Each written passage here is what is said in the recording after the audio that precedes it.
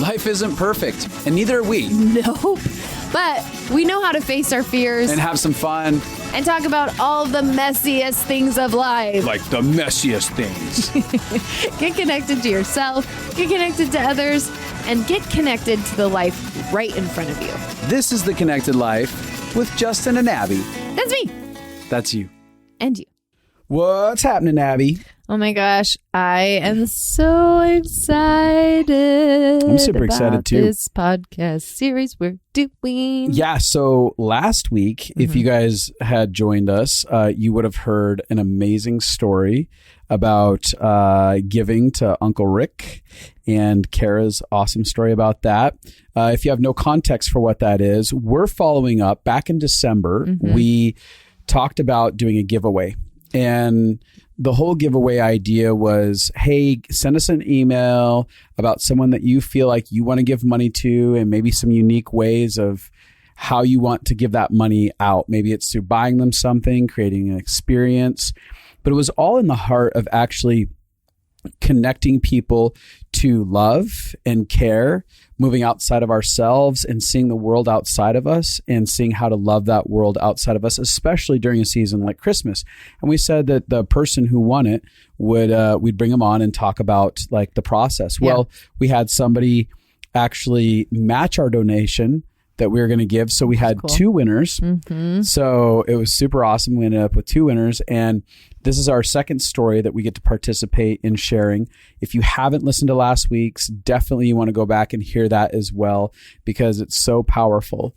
The way that we get to experience love in the middle of someone's messiness of their humanity. Yeah. And I'm so excited about this interview. I can already feel just in getting on the call with the woman that we're going to interview, like I could feel my heart just tenderize because she is a ball of love. There's this beautiful mothering essence to her where you're like, this is a mom that's loving and caring and I feel so safe with her and I'm so glad I get to be around her. Did you want to introduce her? Yeah. So this wonderful woman we're talking to, her name is Angel. How are you today? Hi. I'm good. Good. Are you nervous? Just a little bit. Just a little bit. That's not too bad, actually. No. We have a lot of other people that get a lot more nervous when they jump on. Yeah, you seem ready for it. Yeah. Well, should we start by reading the email she wrote? So I want to jump on with that. We felt moved by her email. We could feel she was a ball of love just through her words. Oh, completely. Just so I say the name right, the precious name of the woman that we're going to be talking about here today, Angel, is Samkeet, right? Yep. Okay. Just wanted to make sure I reset it one more time. So here we go. This is from Angel. I just listened to 153 podcast about Christmas and want to say, please pick me to give away the $1,000 to a single mom from Laos. I teach English to immigrants and refugees.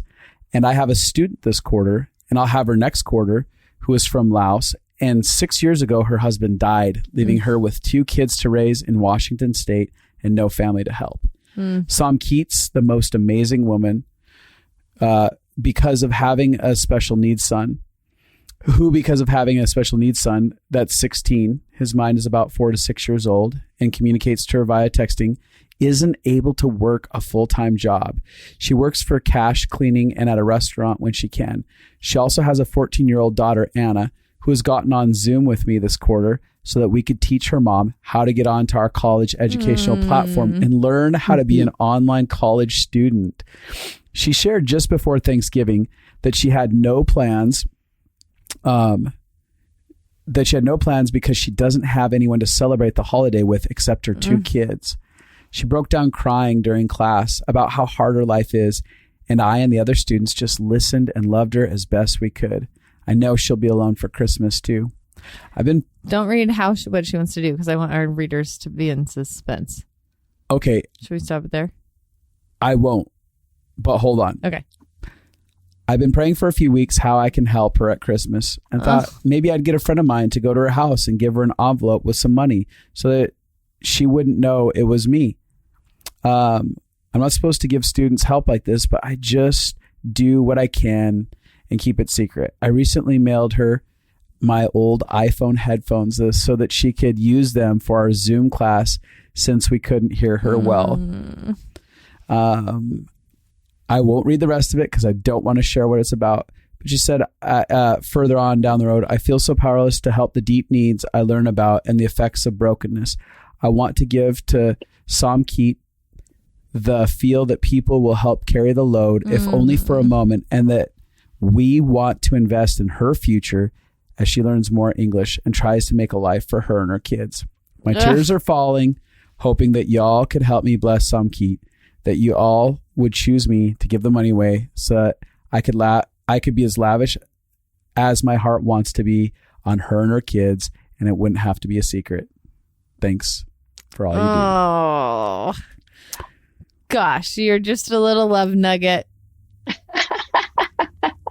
So it's really cool. We're going to get into the beauty of what you did for her, what you wanted to buy for her, and give to her, because it's a very empowering thing. But we want to know a little bit about your world more because, you know, obviously working with refugees and teaching English to foreigners and stuff like that. I mean, you're in the middle of people who are already having some really difficult times trying to transition their lives. I mean, like the hardest thing about going to any country, we were recently in Spain and we don't speak Spanish, and a lot of people speak English in Spain, and it was still hard getting by at times. And so I can't imagine not having family, not speaking the language, trying to get by and survive in a foreign world. And like, tell me more about how you got into teaching English to people like this. And I want to hear more about that. Yeah. Yeah. So 10 years ago, we moved here to Washington from Florida. Wait, I'm going to trump him a little bit. Just give us a little, your name, how old you are, if you're married, just a little background, and then we can jump into that story. Okay. Yeah. So I'm Angel Richard. I've been married 31 years. I have 3 sons. They are 26, 24, 17. Aww. So 3 sons. Yeah.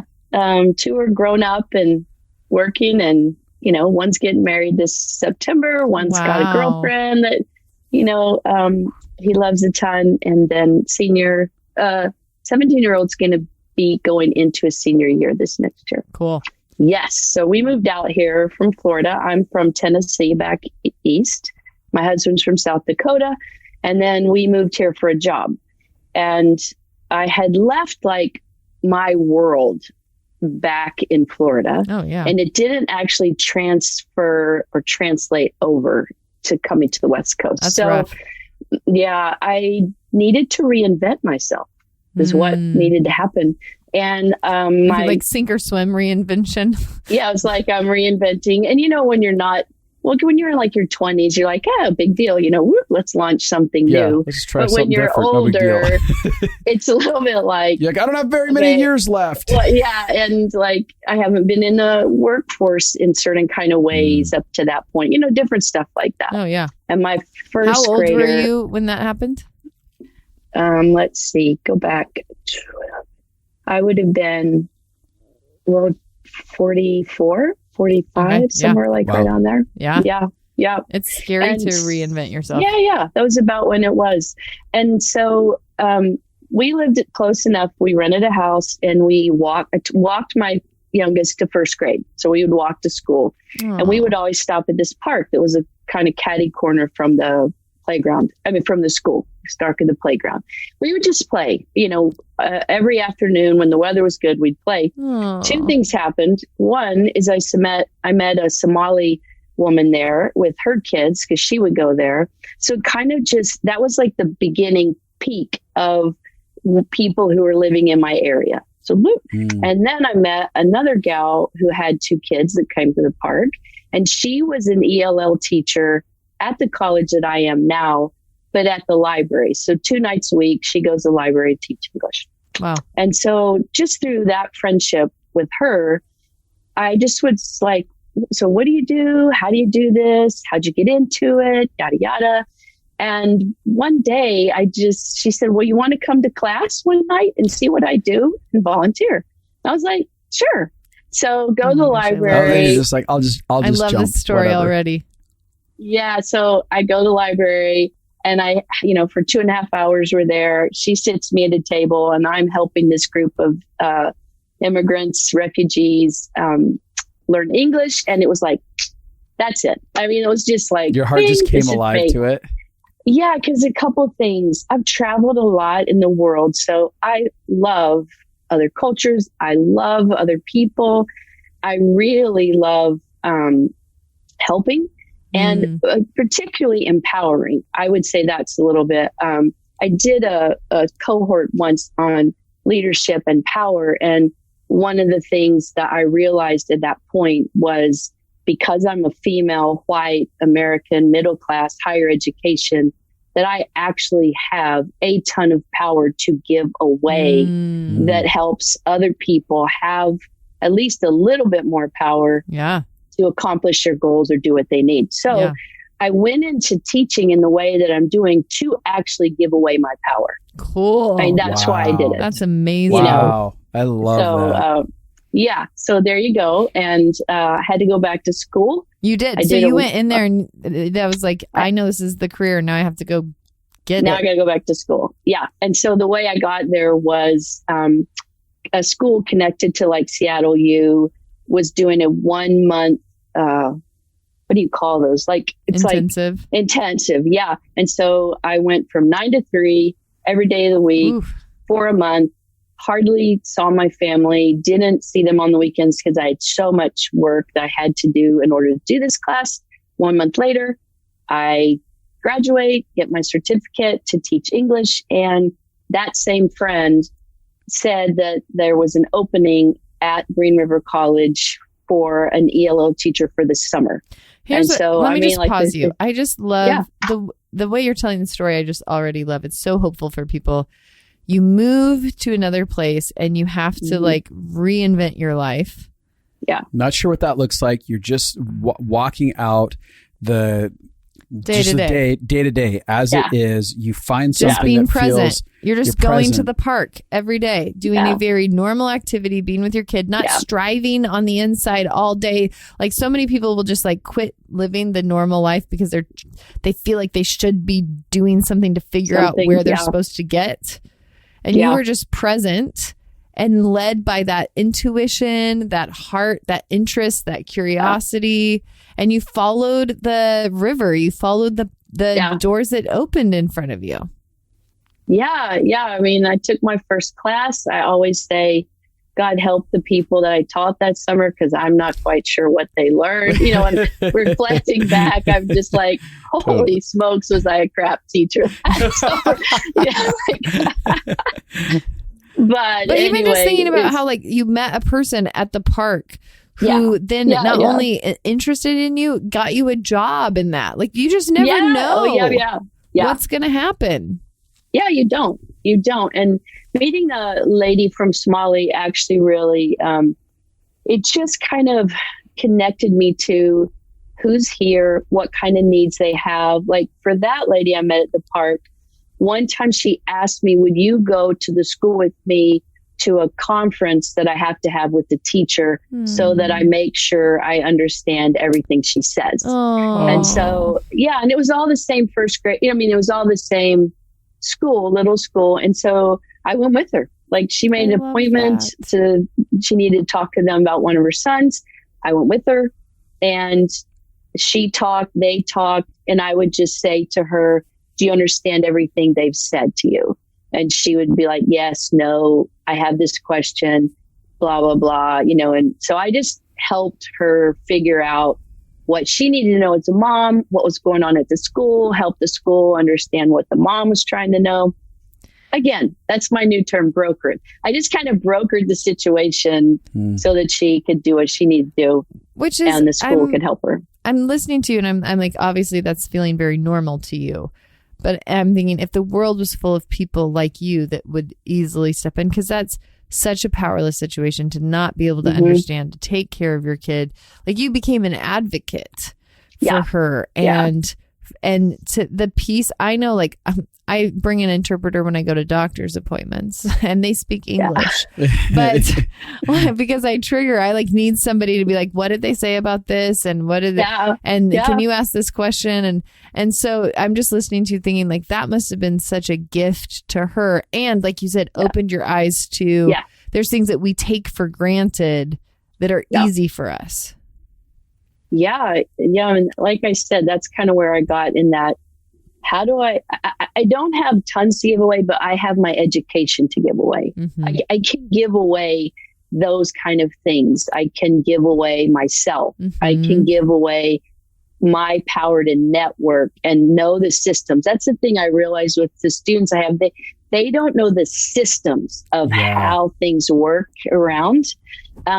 So sometimes they don't even know the system of getting aid, getting help for something, that you could borrow a computer from the college so that you have access to our platform. They just don't know the systems. Yeah. And so I just feel like that's one of my things I try to do is I know the systems, I know the paths, I know the quick ways, I know the document, whatever.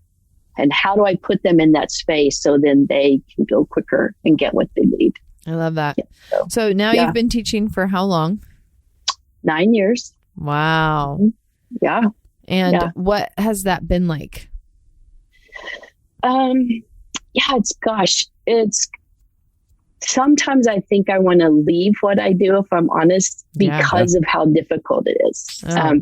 And what I mean by difficult is like, for example, this will make, I have folks right now in class that are from Ukraine.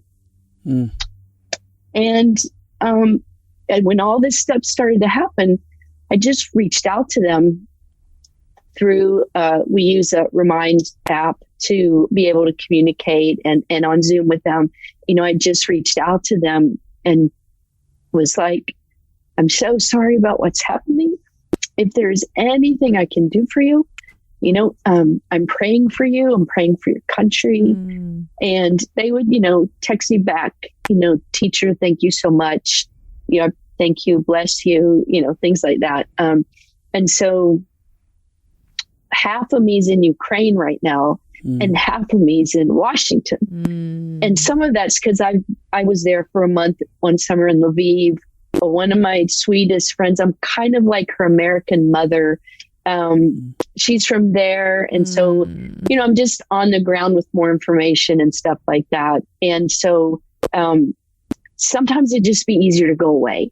Right. And I wouldn't know those things. Mm-hmm. And I've had so many students from Afghanistan and what's gone on there. And the thing that happens in class is like, we always have writing assignments for them. And I think they're kind of like pretty, like easy to do. Like for example, maybe one of them would be like, write about your first day at school, and so that's like an easy memory. You can use your English for that.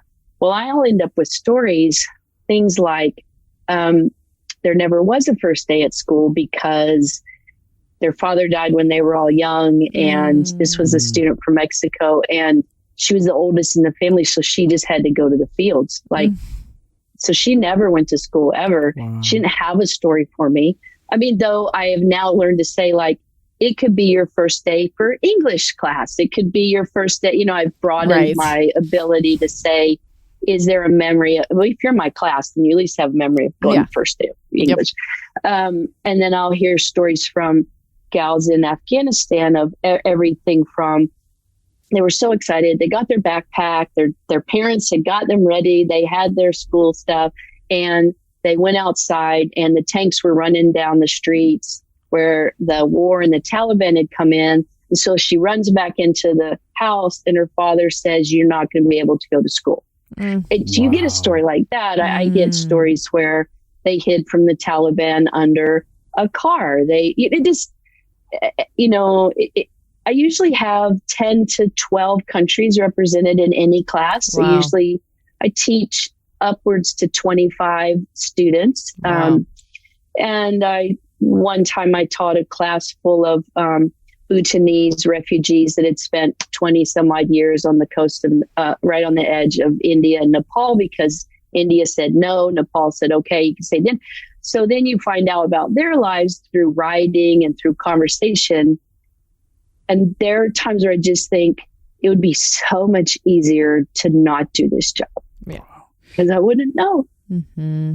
I wouldn't know the pain that people have gone through. I wouldn't know the sad things. I wouldn't know the traumatic things, because they will write about traumatic things. And so it's as if they give it to me, you know, in their writing. And then I'm just like, you know, somebody has to be willing to let those people give their stories to somebody. And just recently, a Vietnamese student I had, she, which we were just having conversation on Zoom, and I said, so tell me a story.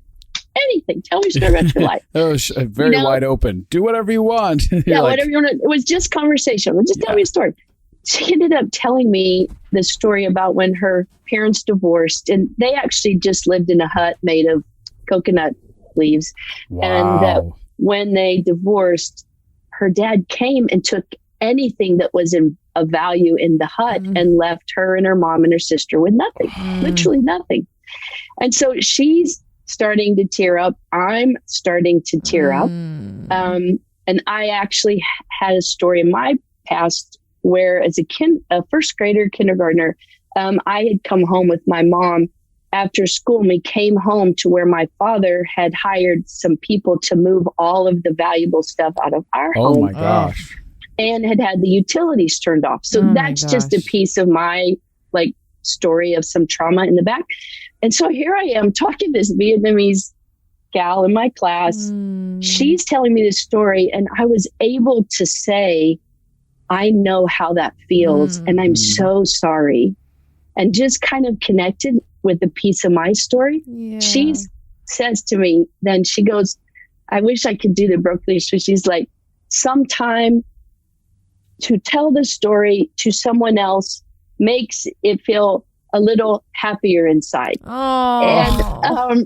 And so what I don't say to her is, it makes it harder for me inside it's as if she gives me this story and she feels happier inside, and I'm walking away with the story saying, God, what am I going to do with this? This is too heavy. Yeah. This is just too heavy. Yeah. And I have ways of processing it and stuff like that. That's my world. I mean, my world is as funny as it can be funny, and as breaking your heart kind of world too. I mean, it just has those both extremes, and somehow I sit kind of right in the middle. Yeah. What's very interesting is something that you're highlighting is kind of the blessings of being Americans.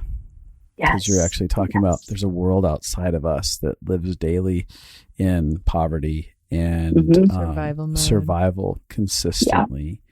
And you're meeting with some of the poorest of the poor as they come into this space, and meeting them with everything that comes with their history and their place.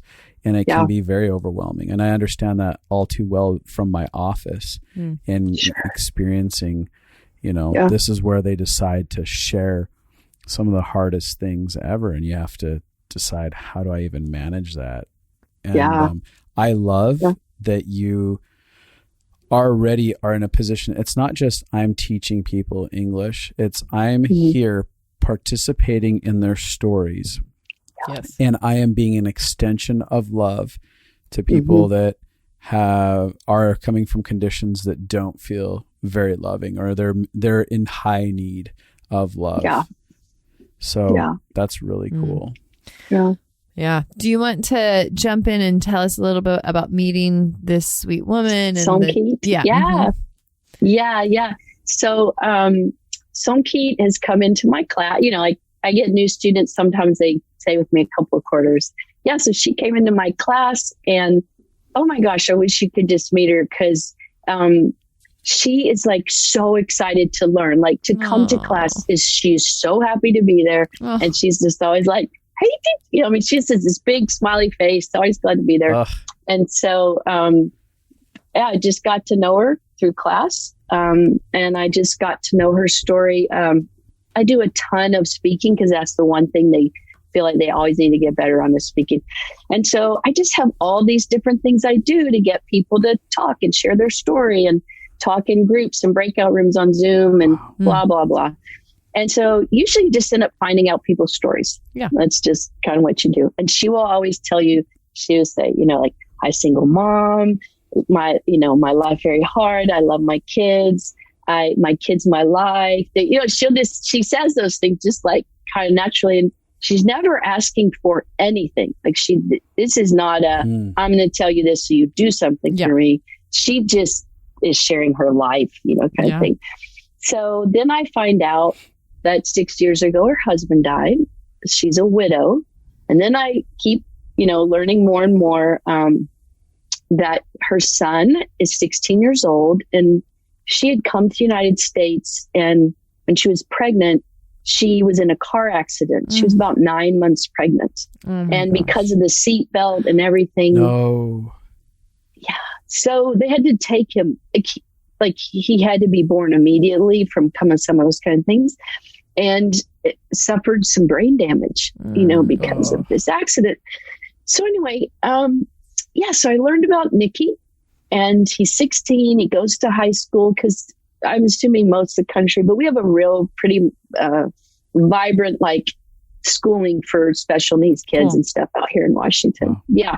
So he has his computer, that he has from high school, rides a bus. He and Anna, she's 14. They ride the bus, and but because of his special needs, Keat gets calls all the time. You need to come get your son, blah, blah, blah.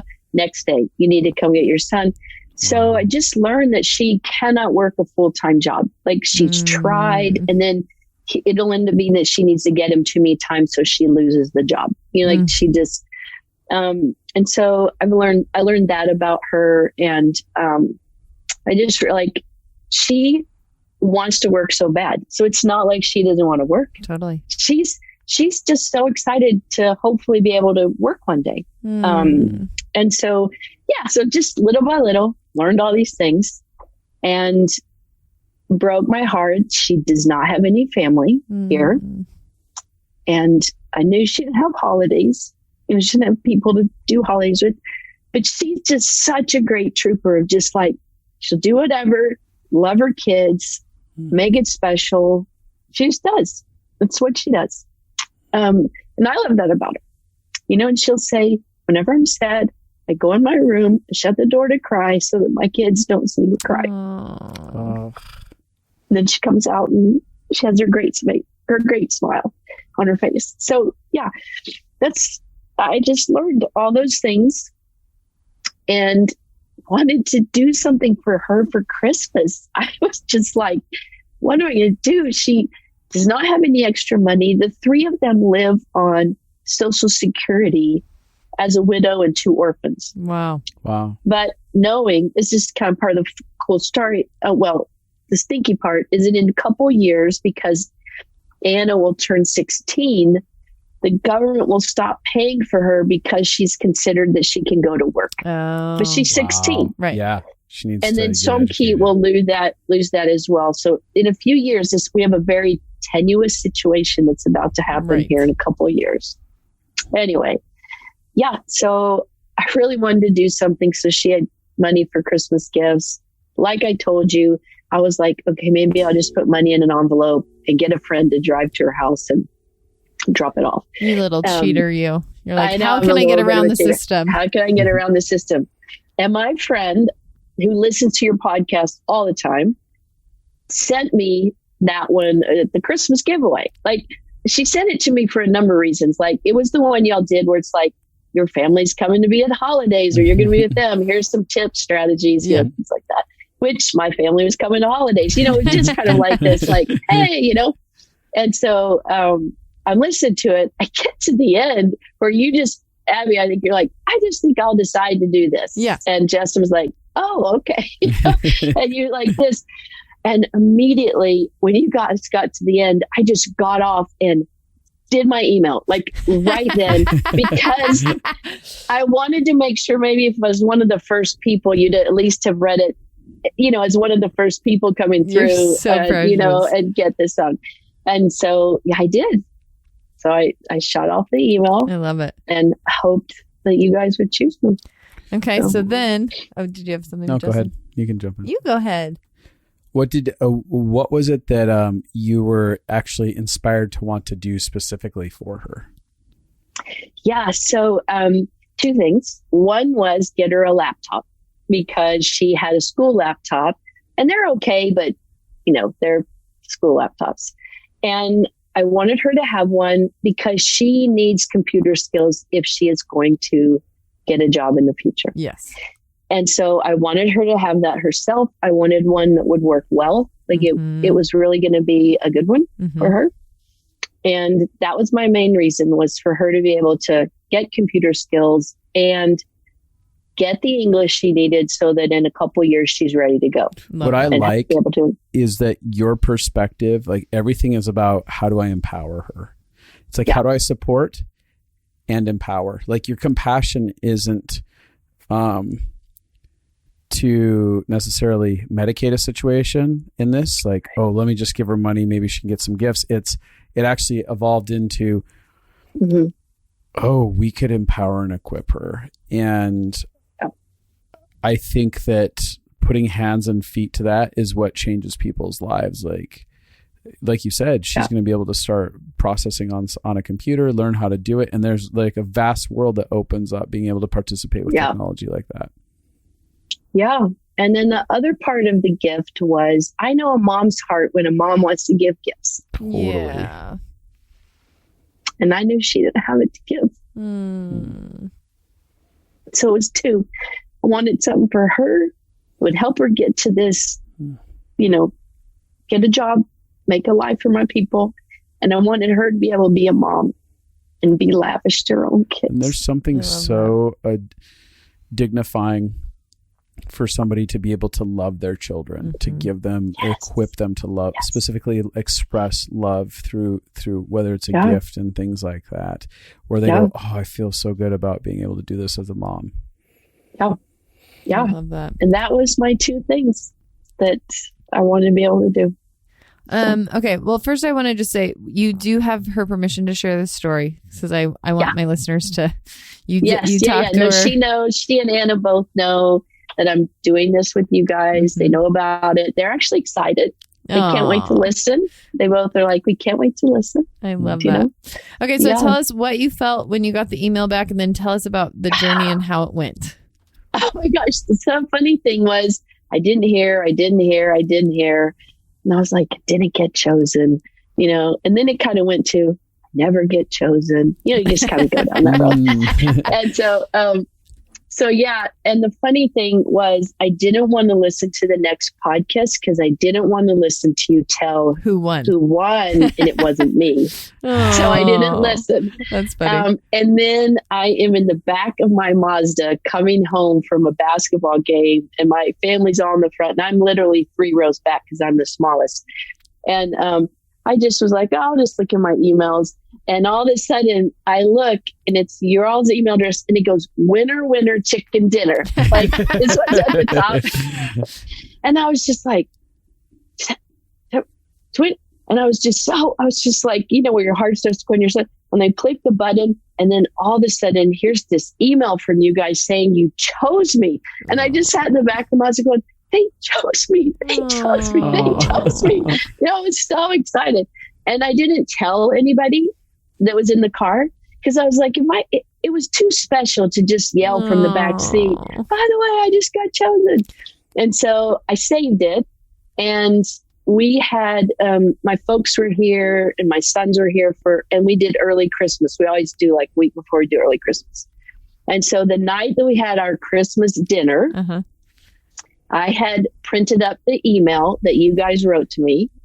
And I said to my family, I go, you guys, I see all the great things that you do and the things that happen in your life. And you don't really get to see what I do because they're not in my class. They don't see me sing. I said, but I want to tell you this thing I did. And of course they were like, of course you did, because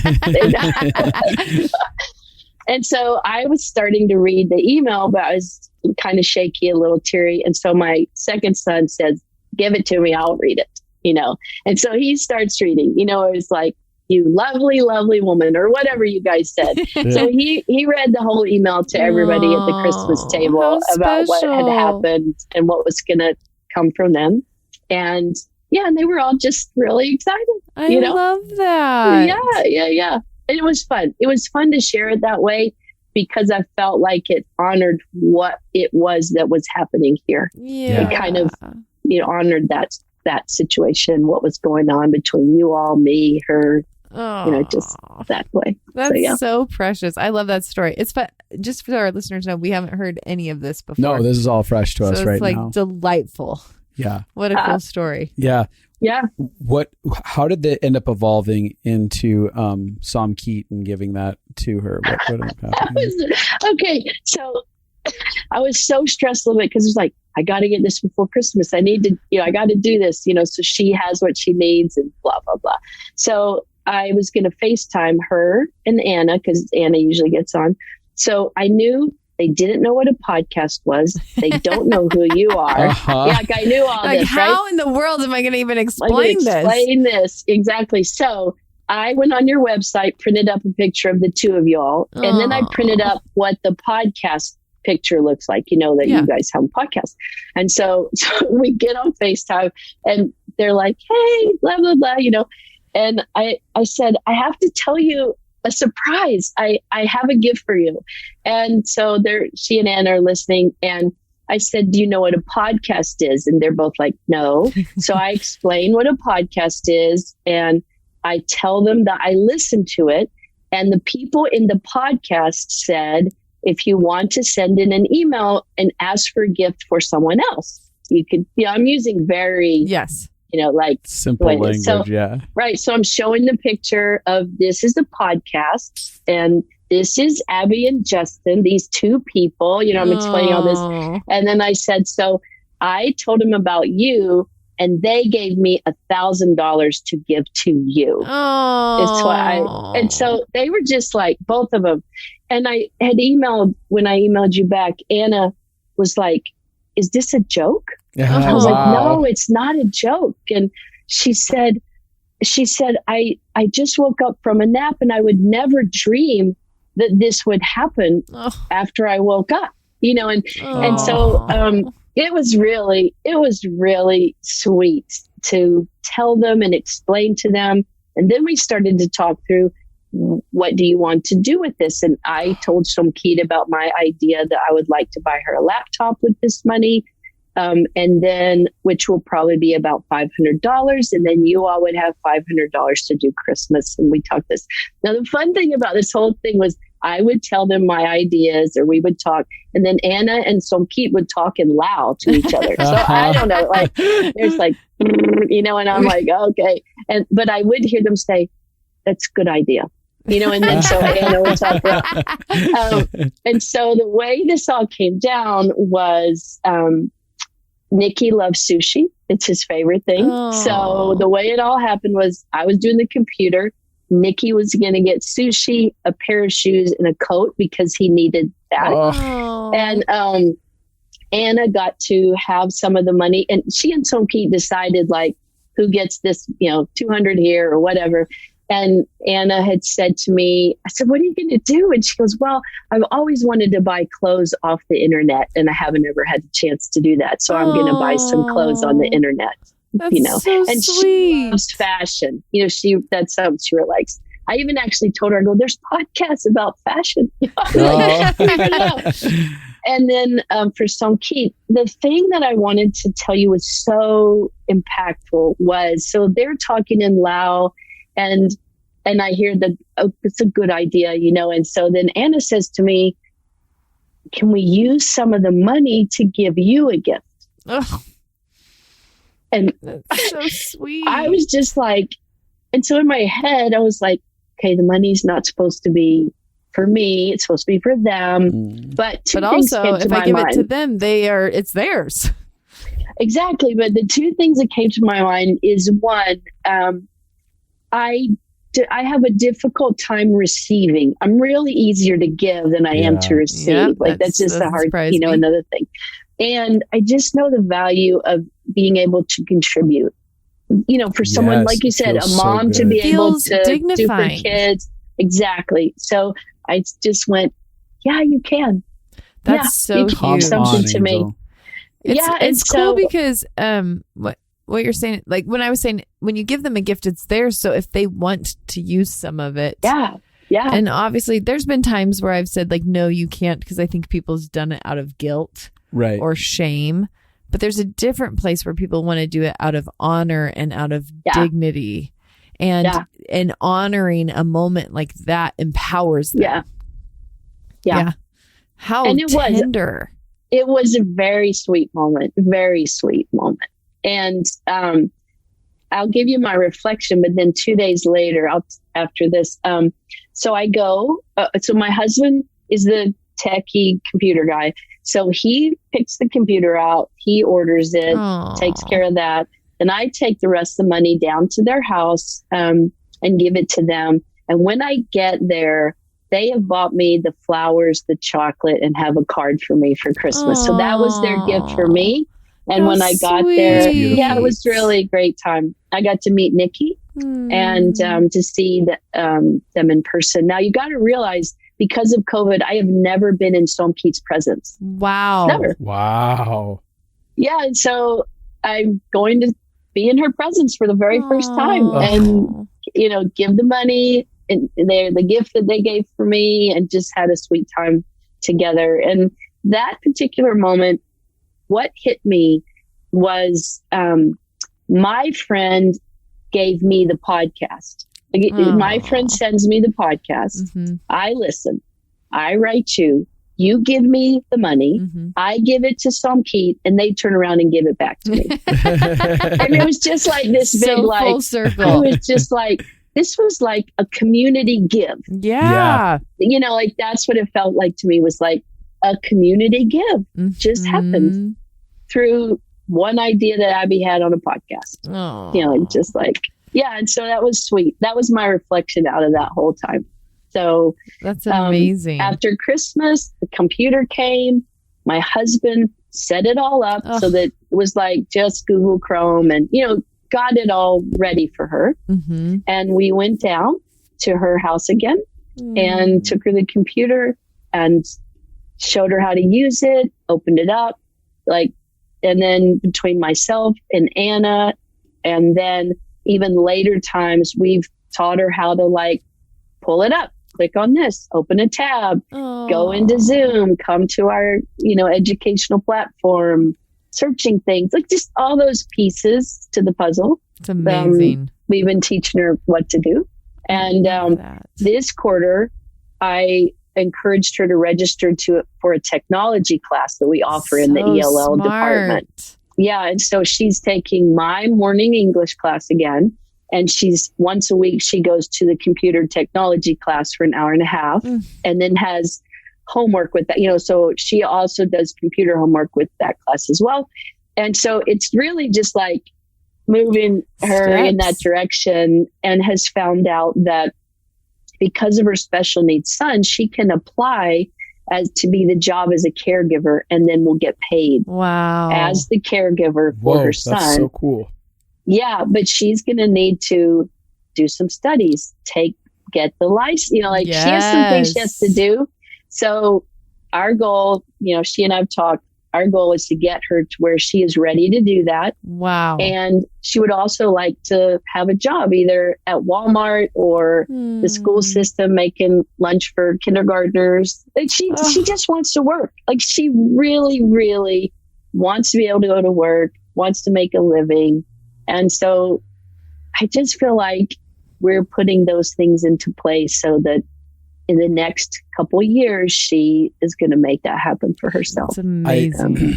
I'm always curious, obviously you don't get to see the long-term effects of something as simple as that. I mean, it's not really, in some ways, it's not even that big of a deal. It's to most Americans, it's a computer, right? But I remember it can change life. I remember in my early 20s, I felt like I was supposed to give away 3 months of my salary from a job that didn't make a whole lot. So I already was like, okay, I'm going to follow this intuition. I feel like God's poking up my heart to do this. And after I'd committed all 3 months to it, I ended up having a scenario that unfolded where someone came to me and was like, I felt like God told me I was supposed to buy you a laptop, whatever computer you wanted. And it's interesting because that laptop provided me an ability to write the book that I eventually got out and published, The Tree of Life. And it was this place where my creativity, it wasn't just I wrote a book. My creativity was coming alive. Something inside of my own personal journey was getting sparked and inspired with hope and with possibilities. And inside of creating that book, like the dreamer came awake inside of me. And I see the wake of this person's commitment to giving something so simple as saying yes to like whatever it felt, whatever generosity inside of them they felt like they're supposed to participate with. The wake of that, like, I don't even think I can measure the echo out, but I know that like so many people have been affected by my capacity to dream. And I think about someone like Sam Keat and many other people, when we as a community of people start getting inspired to like, how do I actually love and give, that the wake of it can go out through generations. And I'm just thinking about you, like, going beyond the computer, I'm thinking every family that you are choosing to love and sow into and connect to and help make a transition here in America with the love and the care and the thoughtfulness and the investment of energy and time and listening to their stories. There is something that's being cultivated inside of each and every one of them where I'm like, oh, it's my dream to get to see on the other side of Angel's life the impact of just showing up and choosing love. And I think that when we as human beings, and I'm speaking about this for the rest of the people who are listening, like when we start thinking that there's a lifelong impact and there's an eternal impact to us partnering with love and care and thoughtfulness and sacrifice, that we may not see this side of earth, but it is there, it is real, it's tangible. Oh, yeah, I agree. I don't know if I'll see it all play itself out. Not on this side. Not at all. I may get to see, for most students, I don't see hardly at all what happens after they leave me. Some I get to. But I know, for Sam Keat, Anna wants me to come down to an orchestra concert that she has because she plays the violin. And and that connection, I had shared with you earlier, the fun thing of Anna turned 15. I know she needs to go to driving school because we live in an area where you have to go to driving school. Yeah. And I knew that wasn't something they could do. So I contacted some friends, asked her and her husband to think about, would they scholarship Anna to driving school? They said yes. And so again, it was one of those moments where I've told you, like, I usually look to myself like, oh, I have to meet the need. Yeah. I do we have $500 that I can slide that out there? Right. And then I stopped and was like, no. Like, I just did this with Abi and Justin and this whole thing. I just did this. I was simply the broker. I was the middleman. Yeah. And how can I be the middleman on another need that I've come aware of? Yeah. Can I be the middleman more than the direct person? So my friends are going to scholarship her to driving school. And I want to add something to that, because that's pretty profound. The idea of brokering love,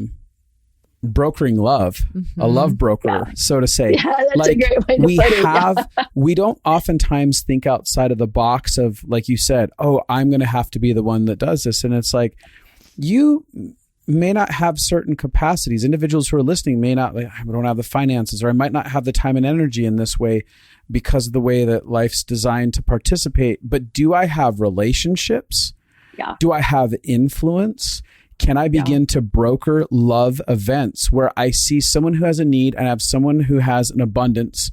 Maybe it's like, oh, I know this person who's really looking like they don't have kids and they long to have kids and they love children. And I know this family that actually needs a big brother, a big sister to be involved in their world. How can I actually put this together and begin to create the community, the communal love aspect. Yeah.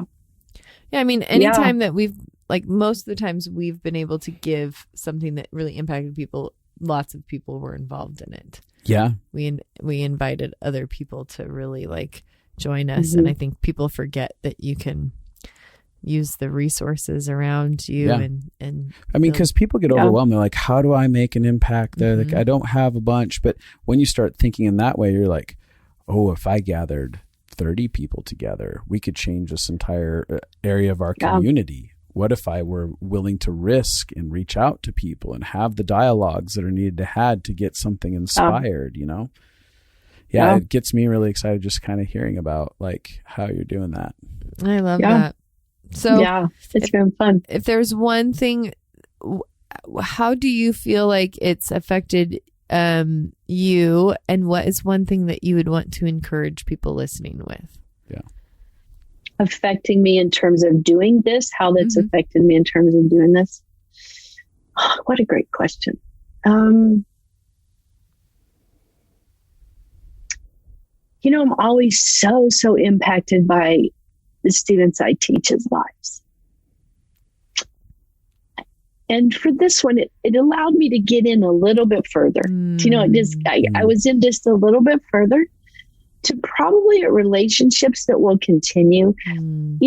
I often can, have 75 or more students come through my life in a year. Yeah. I wish I could know them all well, and I can't. Totally. And I think after this, I've just been thinking about, I wish I could know everyone well. I'm not going to be able to. I wish I could make everybody's lives better. I can't. Absolutely. But I can do one. Yes. Yeah. I can do one. And I would say that I have another one. So I would say I can do two. Yeah. I'm really supportive of my friend from Ukraine and her family that's in Ukraine. I'm much more vested into them and trying to help them in Ukraine when they have, right now things are just so difficult. And now I have some key and I just stepped back and said, okay, I can have two. That's powerful. I think what you're saying is one of the most important things, because what often happens is people get overwhelmed by need. Yep. And the only way they can handle it is to just shut down. And instead of being I think people forget how much just being a witness to someone's life is. So the truth is, to all 75, you are being a witness. When you listen to their story and you just are listening with them, just that is life-changing. I can't tell you how many times if you come to a foreign country, whether you're in a foreign country or not, having one kind person that you meet, having one person that you felt like saw you or that was happy when you were on the screen or was so I want to make sure we don't diminish actually just being that. If you didn't have one or two students and you just witnessed their stories and were kind, that would be life. I can't tell you, it can be so normal, especially if we've grown up where people were kind to us.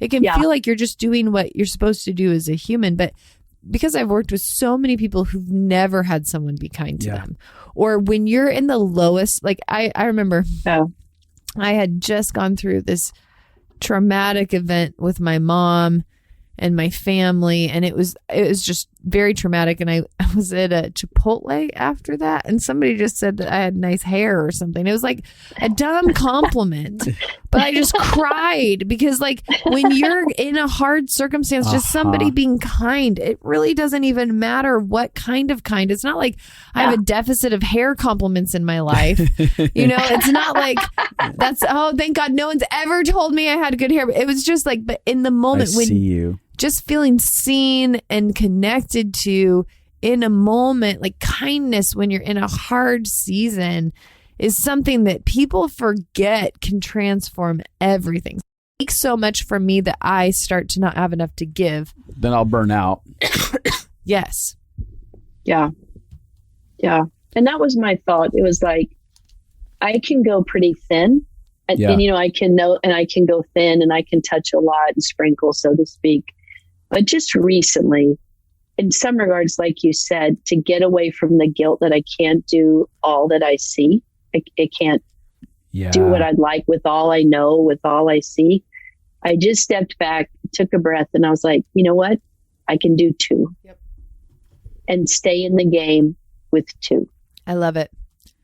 And, you know, as you said, I do think one of the things that is powerful in what I do is just letting people have someone that's like, I'm glad to see you today. Yes. Yeah. And I'm glad you're at class. And thank you for your story. And, you know, and I thought I got a lot of that to give away. Yep. That's easy to give away. Yeah. And I can just say, no, I've committed myself to 2. Yep. And everyone else, I'll be glad that I see them, but I just won't be able to commit in the same way. And that's okay. That feels so healthy. And if everybody just committed to 1 or 2, the world would be completely different. That's it. That's it. Thank you so. Yeah, Angel. Thank you for you know, not just participating in this podcast and this one giveaway, but thank you for living a life of being brave, risk taking, applying your life in ways that see the people who are in need and actually caring enough to carry some of the load when you hear the stories and things like that. It's a beautiful thing. It's inspiring. Yeah. I'm sure that so many people listening are going to be really inspired about who's my one, who am I two? You know, who's my one? And if I could just say this one thing, I asked my students, do you have an American friend? Almost 100% say no. Wow. And I asked them, have you ever been in an American home? 100% say no. Wow. And so you just said, you know, what would I like to say to people? I just want to say, if your life crosses across somebody who is not from here, would you please, just talk to them? Like, they're going to be nervous about their English. You're going to probably feel very awkward. Like, what do I do? What do I say? Charades is always a good place to go. You know, we got Google Translator. I swear you can just only use the verbs, cut out all the rest of the English, and say the noun. Like, she walked. Like, I just want to be like, listen, you don't have to say much. Just say these few things. But I just want to be like, please talk to somebody that's from another country. Be kind to them. If by chance you would take the risk to invite them into your home, it will change everything. Even if they're not your 1, your 2, but if you would simply care for one person, even in the smallest of ways, care to talk to one person that's from another country, wherever you meet them, grocery store, wherever.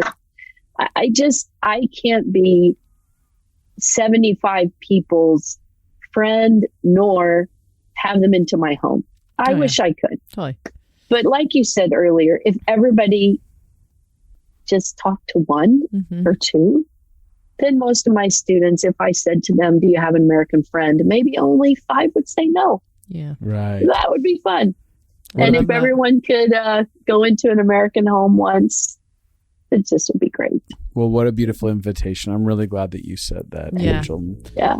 Thanks. Because I think it's a really good thought and reminder to everyone, because I think it's very easy in America now, because of the blended melting pot, to be able to find someone in a lot of places where, they do exist in my city, in my town. So I loved one last thing. Yeah. And we'll wrap up, but I loved that. I was thinking about his story and how you kept that you won to yourself until you got to, and I thought you did a good job of getting to soak in a moment for yourself. And I thought that was a cool part of doing something so that your heart it was got to so enjoy true. it. Yeah. And you guys were so gracious in affirming back. You didn't just be like, hey, you won, and here's the money, and we'll talk to you later.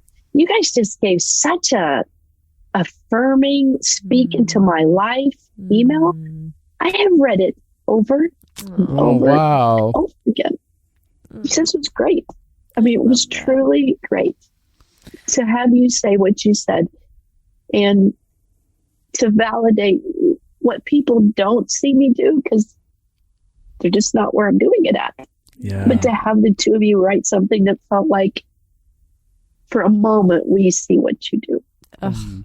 That's so cool that. that affected you that way. Thank you for sharing that, Angel. And it kind of just goes to reiterate that thing of like, you never, like, love impacts. You never know. Like, we were just saying what we saw. Yeah. Yeah. It was just a natural overflow of like how I'd communicate, you know? And that's beautiful to hear. So thanks, you guys. And thanks so much. Thank you for giving in a very unseen world. Yeah. And may this encourage everyone out there. All of you givers, what you're doing matters. And the people you're loving matters. And what you do that no one sees matters. And it is changing things on the planet. And it is adding to the goodness. I think there's so much hell on earth. And every time that we give and take care of people, whether or not everyone knows, it's adding to the heaven on earth. Yeah. And And to those of you who are not givers, it's an invitation to jump in. Yeah. So everybody, thank you for joining us. And Angel, thank you for sharing your story with us today and participating in all of it. And we look forward. Thanks, y'all. You're welcome. We look forward to connecting with everyone next week. If you haven't yet, you can check out the Compassion Project on Justin and Abi. That's abi.com. And if you have any ideas for future podcasts you'd like to listen, jump on to justinabby.com, go to our podcast page. There's a place to fill out ideas for future podcasts. We love getting your guys' ideas. So, all right. Peace out.